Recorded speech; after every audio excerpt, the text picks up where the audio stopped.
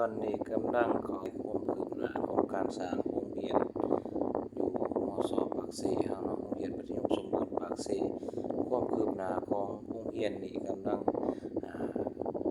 ตั้งฐานเนาะขึ้นมากำลังเข้ามาเบิ่งตามโครงการสร้างโรงเรียนหลังใหม่มศ.ปากเซนะโรงเรียนหลังนี้เป็นการสร้างของรัฐบาลจีนที่เพิ่นให้ขึ้นมานะสร้างโรงเรียนหลังใหม่มศ.ปากเซมีตึกใหญ่กว่าเก่ามีหลายหลังเนาะการสร้างโรงเรียนหลังนี้ก็ในทุนช่วยเหลือของรัฐบาลจีนโรงเรียนหลังนี้เป็นโรงเรียนที่ว่าอ่าจะสวยสดงดงามถ้าว่าสร้างแล้วเนาะจะมี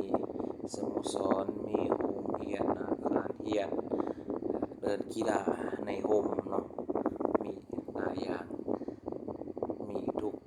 ครบเนาะที่ว่าเขาสร้างให้เลยนะตอนนี้ความคืบหน้าไปแล้ว 13% ประมาณนี้นะกำลังพื้นฐานทางนี้นี่ก็ทีมงานเฮา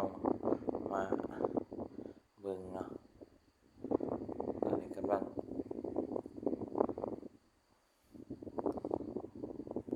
เบิ่งความคืบหน้าอยู่นะโรงเรียนหลังนี้ก็เป็นโรงเรียนที่ใหญ่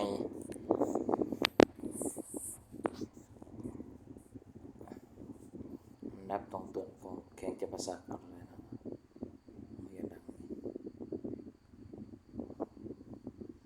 ถ้าแล้วนี่จะงดงามหลายเนาะตามแผนภาพที่แบบเพิ่นออกมาไว้เนาะจะงามเป็นโรงเรียนที่ว่าติดแคมป์ของนครปากเซแขวงจำปาสักโรงเรียนหลังนี้เป็นโรงเรียนสีเขียวสวยสดงดงามสร้างอาคารเรียนหลังใหม่อดใจรอสำหรับน้องๆนักเรียนโครงการนี้เพิ่นจะให้แล้วทันในปี2026เนาะประมาณนี้นะตอนนี้กำลังไปแล้ว13%